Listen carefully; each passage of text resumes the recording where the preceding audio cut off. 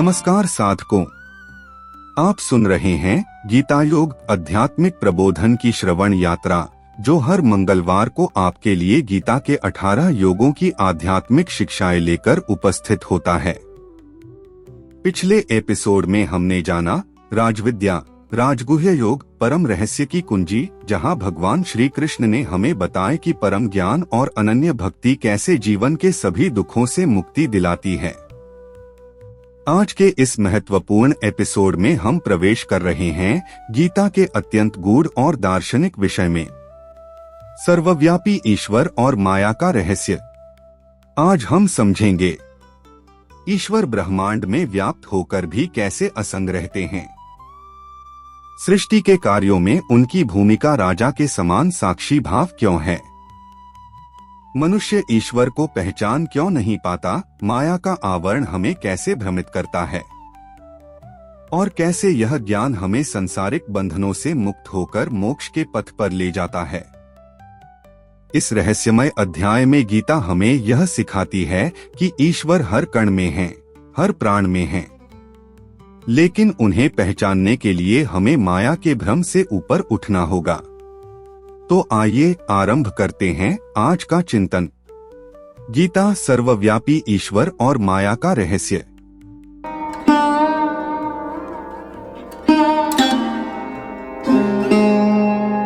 नमस्कार। आज हम गीता के एक ऐसे विचार पर बात करने वाले हैं जिससे सच कहूं तो मैं हमेशा जूझती रही हूं। एक तरफ हम कहते हैं कि कण कण में भगवान है, और दूसरी तरफ गीता में ही कहा गया है कि ईश्वर सांसारिक घटनाओं से पूरी तरह अलग, असंग रहते हैं। ये मेरे लिए हमेशा एक पहेली रही है और आज हमारी कोशिश इसी पहेली को सुलझाने की है। और ये बहुत ही मूलभूत पहेली है, क्योंकि इसका जवाब सिर्फ एक दार्शनिक अभ्यास नहीं है। ये वास्तविकता को, अपने आप को और इस दुनिया में अपने रोल को देखने का नजरिया पूरी तरह बदल सकता है। ये हमें रोजमर्रा की उथल पुथल से ऊपर उठकर एक बड़ी तस्वीर देखने का फ्रेमवर्क देता है। बिल्कुल। तो चलिए इस पहेली के पहले हिस्से से शुरू करते हैं। ईश्वर का हर जगह होना, लेकिन फिर भी किसी चीज से बंधा न होना। श्रीमद् में एक श्लोक है, मया ततमेदम सर्वम जगद अव्यक्त मूर्तिना, जिसका मोटा मोटा अर्थ है कि ये सारा संसार मेरे अव्यक्त रूप से व्याप्त है, फिर भी मैं उसमें स्थायी रूप से स्थित नहीं हूँ। ये सुनने में ही इतना विरोधाभासी है। हाँ, और ये विरोधाभासी तो इसकी खूबसूरती है। श्रोते से समझाने के लिए एक बहुत अच्छी मिसाल देता है। सोचिए एक बहुत बड़े, बहुत कुशल राजा के बारे में, जिसका साम्राज्य मीलों तक फैला है। उसका कानून, उसका प्रभाव, उसकी इच्छा साम्राज्य के हर कोने में महसूस की जाती है। हर अधिकारी उसी के नाम पर काम करता है। लेकिन क्या वो राजा खुद हर गली की सफाई करवाता है या हर छोटे मोटे झगड़े को सुलझाने बैठता है? नहीं। उसका बनाया हुआ सिस्टम काम करता है। बिल्कुल। वो हर जगह मौजूद है, अपने प्रभाव के रूप में, अपनी व्यवस्था के रूप में, लेकिन वो हर क्रिया में सीधे तौर पर लिप्त नहीं है। कुछ ऐसा ही ईश्वर का स्वरूप है। वो सृष्टि का आधार हैं, हर जगह व्याप्त हैं, लेकिन सांसारिक क्रियाओं के उतार चढ़ाव से असंग रहते हैं। ये एनालॉजी समझने में तो मदद करती है, लेकिन इसमें खतरा भी है। क्या इससे ये मतलब नहीं निकलता कि ईश्वर हमारी तकलीफों से दूर अपने महल में बैठे एक उदासीन राजा की तरह है? अगर दुनिया में कहीं अन्याय हो रहा है तो वो सीधे तौर पर शामिल क्यों नहीं होते? ये एक बहुत जरूरी सवाल है, और यहाँ असंग होने और उदासीन होने का फर्क समझना बहुत महत्वपूर्ण है। गीता का दृष्टिकोण ये नहीं है कि ईश्वर को कोई फर्क नहीं पड़ता। ये उदासीनता नहीं, बल्कि एक गहरी स्थिरता है। श्रुत में एक और मिसाल दी गई है जो इस बात को और साफ करती है। श्लोक 6 कहता है, यथाकाश स्थितो नित्यम वायु सर्वत्र गो महान।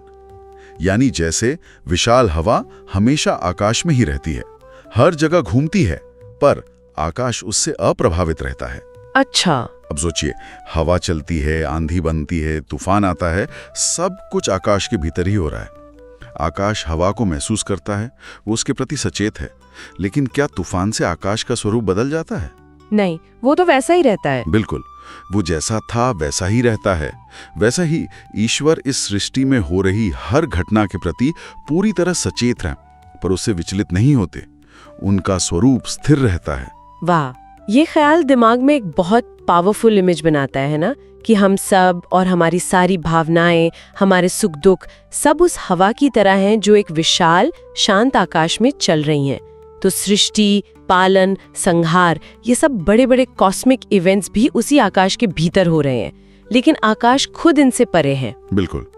ईश्वर एक साक्षी की तरह हैं जो मंच पर चल रहे नाटक को देख रहे हैं, जबकि नाटक उन्हीं की पटकथा पर आधारित है। ये अलगाव या असंग रहना ही उनकी दिव्यता का सार है। वे खेल का हिस्सा भी हैं और खेल से बाहर भी। ठीक है, अगर ये मान भी लें कि ईश्वर उस आकाश की तरह है और हम हवा की तरह, तो सवाल ये उठता है कि हम उस आकाश को महसूस क्यों नहीं कर पाते? अगर ईश्वर हर जगह है, हमारे अंदर, हमारे बाहर, तो हम उन्हें देख या समझ क्यों नहीं पाते? रोजमर्रा की जिंदगी में तो हमें बस हवा का झोंका ही महसूस होता है, आकाश का एहसास कहाँ होता है? और यहीं पर गीता का दूसरा सबसे महत्वपूर्ण कॉन्सेप्ट आता है, माया। श्रोत के श्लोक 13 में कहा गया है, मोहितम नाभिजानाति मामेभ्यः परम व्ययम, जिसका मतलब है कि माया से मोहित होकर, भ्रमित होकर लोग ईश्वर की सर्वोच्च अविनाशी स्थिति को नहीं समझ पाते। माया, ये शब्द सुनते ही दिमाग में जादू टोना या कोई इल्यूजन जैसी चीज आती है। क्या इसका मतलब यही है? पारंपरिक तौर पर ऐसा समझा जाता है, लेकिन गीता में इसका अर्थ कहीं ज्यादा गहरा है। माया सिर्फ एक भ्रम नहीं है, ये एक तरह का आवरण है, एक पर्दा है जो हमारी दृष्टि को धुंधला कर देता है। और ये पर्दा किस चीज का बना है?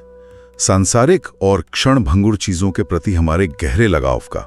अगर हम इसे आज की दुनिया से जोड़ें, हाँ बिल्कुल, तो माया सिर्फ लगाव नहीं है, ये वो अंतहीन सोशल मीडिया स्क्रॉल है जहां हम दूसरों की जिंदगी की चमकीली लहरों को देखकर अपनी शांति का गहरा समुद्र भूल जाते हैं। ये वो प्रमोशन की चिंता है जो हमें ये भुला देती है कि हम कंपनी में सिर्फ एक भूमिका निभा रहे हैं, हम वो भूमिका नहीं है। माया क्षणिक चीजों को स्थायी और सबसे जरूरी मानने का भ्रम है। ये समुद्र और लहरों वाली मिसाल बहुत सटीक है। हम लहरों को देखते हैं, उनकी ऊंचाई, उनके झाग, उनकी आवाज, उस पर मोहित हो जाते हैं और ये भूल जाते हैं कि ये लहरें उस विशाल और गहरे समुद्र का ही एक क्षणिक रूप हैं। हम लहरों में इतने खो जाते हैं कि समुद्र को ही भूल जाते हैं। बिल्कुल, और यही अज्ञान है। इसी माया के कारण लोग ईश्वर के दिव्य स्वरूप को नहीं पहचान पाते। जैसा कि श्लोक 11 में बताया गया है, अवजानन्ति माम मूढ़ा मानुषीम तनुमाश्रितम, यानी अज्ञानी लोग श्री कृष्ण को एक साधारण इंसान समझते हैं और उनके मानव रूप के पीछे छिपी दिव्यता को नहीं देख पाते। वो उनके बाहरी कार्यों को तो देखते हैं, लेकिन उन कार्यों के पीछे की इस दिव्य शक्ति को पहचानने से चूक जाते हैं। तो माया एक तरह का स्पिरिचुअल ब्लाइंड स्पॉट है जो हमें चीजों के असली स्वरूप को देखने से रोकता है। आप इसे ऐसा कह सकते हैं, हाँ। और असल में यही माया हमारे अहंकार को पोषित करती है। ये हमें विश्वास दिलाती है कि मैं ही सब कुछ कर रहा हूं, मेरी सफलता, मेरी विफलता, मेरा परिवार, मेरा करियर, ये मैं का भाव ही माया का सबसे बड़ा खेल है। स्रोत में एक छोटी सी कहानी है जो इस बात को और स्पष्ट करती है। एक साधु अपने शिष्य को एक दिया जलाकर दिखाते हैं और कहते हैं, देखो, हवा के झोंके से दिए का प्रकाश भले ही कांप रहा हो, लेकिन उसकी लौ का जो मूल है वो स्थिर है। उसी तरह सांसारिक भावनाओं और घटनाओं के उतार चढ़ाव में उलझकर व्यक्ति अपने भीतर के उस स्थायी शांत सत्य को भूल जाता है। ये कहानी सिखाती है कि उस परम सत्य का अनुभव तभी संभव है जब मन इन सांसारिक हवाओं से कांपना बंद कर दे और स्थिर हो जाए। ये सब समझना बहुत गहरा है, लेकिन एक आम इंसान सोचेगा कि ठीक है, ईश्वर असंग है, माया एक पर्दा है, पर इससे मेरे सुबह के ट्रैफिक, ऑफिस के डेडलाइन और घर की जिम्मेदारियों का क्या लेना देना? मैं इस ज्ञान को अपनी रोजमर्रा की जिंदगी में कैसे उतारूं? क्या इसका मतलब है कि मुझे सब कुछ छोड़ छाड़ कर साधु बन जाना चाहिए? नहीं, बिल्कुल नहीं। और यही गीता की सबसे बड़ी खूबी है। वो कर्म छोड़ने को नहीं कहती, बल्कि कर्म करने का नजरिया बदलने को कहती है। श्लोक 16 में श्री कृष्ण बहुत ही सशक्त रूप से कहते हैं, अहम कर्तुरहम यज्ञ स्वधा अहम अमोषधम, यानी मैं ही यज्ञ हूं, मैं ही हवन सामग्री हूं और मैं ही वो औषधि हूं जो जीवन को बनाए रखती है। इसका सार यह है कि जीवन में जो कुछ भी हो रहा है, अच्छा या बुरा, उसका स्रोत वही दिव्य शक्ति है। लेकिन यहाँ एक व्यवहारिक सवाल उठता है, अगर सब कुछ ईश्वर ही कर रहे हैं तो फिर मेहनत करने का, प्रयास करने का क्या मतलब है? क्या ये हमें निष्क्रिय या भाग्यवादी नहीं बना देगा कि जो होना है होकर रहेगा, तो मैं कुछ करूं ही क्यों? ये एक बहुत आम और जायज शंका है, गीता का संदेश कर्म छोड़ना नहीं, बल्कि कर्म के फल से आसक्ति छोड़ना है। जब आप ये समझते हैं कि आप कर्ता नहीं बल्कि एक माध्यम हैं, तो आपका दृष्टिकोण मैं कर रहा हूं से बदलकर मेरे माध्यम से हो रहा है में बदल जाता है।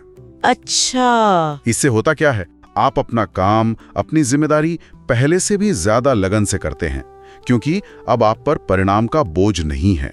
आप अपना सर्वश्रेष्ठ प्रयास करते हैं, लेकिन परिणाम को ईश्वर की इच्छा मानकर स्वीकार करते हैं। इससे आप असफलता के गहरे दुख और सफलता के अहंकार दोनों से बच जाते हैं। ये आपको निष्क्रिय नहीं बल्कि निडर बनाता है। निडर, ये एक दिलचस्प शब्द है। मतलब असफलता का डर खत्म हो जाता है, क्योंकि मैंने तो कुछ किया ही नहीं, मैं तो बस एक माध्यम थी। ठीक समझे। मुझे याद है, एक बार मैं किसी बहुत बड़े प्रोजेक्ट पे काम कर रहा था और सब कुछ गलत हो रहा था। डेडलाइन पास थी, टीम में तनाव था और मुझे लग रहा था कि ये प्रोजेक्ट मेरे हाथ से निकल जाएगा। मैं बहुत ज्यादा तनाव में था। तब मुझे गीता का ये विचार याद आया, मैं कर्ता नहीं माध्यम हूं। यकीन मानिए, इससे समस्या मैजिकली हल नहीं हुई, लेकिन मेरे अंदर की उथल पुथल शांत हो गई। मैंने अपना काम किया, पर परिणाम की चिंता से मुक्त होकर, और शांत मन से लिए गए फैसले हमेशा बेहतर होते हैं। अंत में प्रोजेक्ट सफल हुआ, लेकिन उस दिन मुझे सफलता से ज्यादा उस आंतरिक शांति का अनुभव हुआ। यही इस ज्ञान की असली शक्ति है। यह आपके बाहरी हालात को नहीं, आपके आंतरिक हालात को बदल देता है। ये एक बहुत ही पावरफुल पर्सनल एग्जाम्पल है। तो ये उस राजा और राजकुमार की कहानी जैसा है जिसका जिक्र स्रोत में है। राजकुमार दुनिया में दुख, संघर्ष, असमानता देखकर परेशान हो जाता है और राजा उसे समझाता है कि यह सब माया का खेल है। तुम जो देख रहे हो वो केवल सत्ता है। सच्चा आनंद तब मिलेगा जब तुम इन सब के परे जाकर उस परम सत्य को जानोगे जो इन सभी विभिन्नताओं का आधार है। बिल्कुल। जब हम अपने दृष्टिकोण को बदलते हैं और हर घटना के पीछे की दिव्य योजना को देखने की कोशिश करते हैं, तो हम पीड़ा और सुख दोनों से ऊपर उठ सकते हैं। हमें एक गहरी शांति और स्थिरता मिलती है जो बाहरी परिस्थितियों पर निर्भर नहीं करती। तो आज की इस बातचीत को अगर समेटना हो तो हमने गीता के कुछ बहुत ही गहरे विचारों को छुआ है। पहला, ईश्वर सर्वव्यापी हैं, हर कण में मौजूद हैं, फिर भी वे सांसारिक क्रियाओं से पूरी तरह असंग हैं। ठीक वैसे ही जैसे आकाश हवा के तूफानों से अप्रभावित रहता है। दूसरा, माया एक पर्दा है, एक स्पिरिचुअल ब्लाइंड स्पॉट जो हमारे अहंकार को पोषित करता है और हमें क्षणिक लहरों में उलझाकर गहरे समुद्र को भुला देता है। और आखिर में इस ज्ञान को समझना हमें कर्ता होने के बोझ से मुक्त करके एक निडर माध्यम बना सकता है। और यहाँ एक दिलचस्प बात यह है कि ये शिक्षाएं हमें ये नहीं कहती कि बाहरी दुनिया को बदलो या संघर्ष करना छोड़ दो। वे कहती हैं कि अपने भीतर के माया के पर्दे को हटाने के लिए काम करो। समस्या दुनिया में नहीं, हमारी दृष्टि में है। सच्ची स्पष्टता और शांति भीतर से आती है, बाहर की परिस्थितियों को बदलने से नहीं। जब हमारा आंतरिक दृष्टिकोण सही हो जाता है तो बाहरी दुनिया चाहे जैसे भी हो हमें विचलित नहीं कर पाती। तो इस सब का सार क्या है? अंत में सोचने के लिए एक सवाल छोड़ जाते हैं। अगर सांसारिक जीवन की हर घटना, चाहे वो प्रमोशन हो या नौकरी छूटना, किसी रिश्ते का बनना हो या टूटना, एक बड़ी दिव्य योजना का हिस्सा है और हम केवल माध्यम हैं, तो क्या यह हमारे संघर्षों और सफलताओं को देखने का नजरिया पूरी तरह बदल देता है? क्या यह हमें असफलता के डर और सफलता के अहंकार, इन दोनों बेड़ियों से एक साथ आजाद कर सकता है?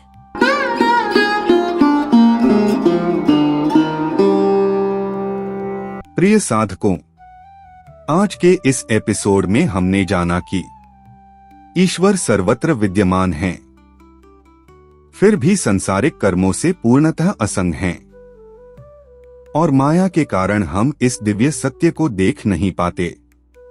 यदि कोई साधक इस ज्ञान को समझ ले तो उसके भीतर का अज्ञान स्वतः नष्ट होने लगता है और वही उसे सच्ची स्वतंत्रता, मोक्ष की ओर ले जाता है। याद रखें, ईश्वर का अनुभव बाहरी संसार में नहीं, हमारी अंतर्दृष्टि में छिपा है। और यह अंतर्दृष्टि तभी जागती है जब हम माया के आकर्षणों से ऊपर उठकर आत्मा को उसके वास्तविक स्वरूप में देखना प्रारंभ करते हैं। यदि आपको यह श्रवण यात्रा मूल्यवान लग रही है तो कृपया शो को फॉलो करें, हमारे YouTube चैनल चेतना संवाद को सब्सक्राइब करें और विवरण में दिए गए सपोर्ट लिंक पर जाकर इस दिव्य ज्ञान यात्रा को सहयोग दें। अगले मंगलवार हम प्रस्तुत करेंगे राजविद्या, राजगुह्य योग का विज्ञान, ईश्वर को जानने का वास्तविक मार्ग, जो इस खंड का अत्यंत महत्वपूर्ण और गहन अध्याय होगा। तब तक ईश्वर के सर्वव्यापी स्वरूप का स्मरण करें और माया के आवरण को ज्ञान के प्रकाश से हटाते रहें। हरि ओम।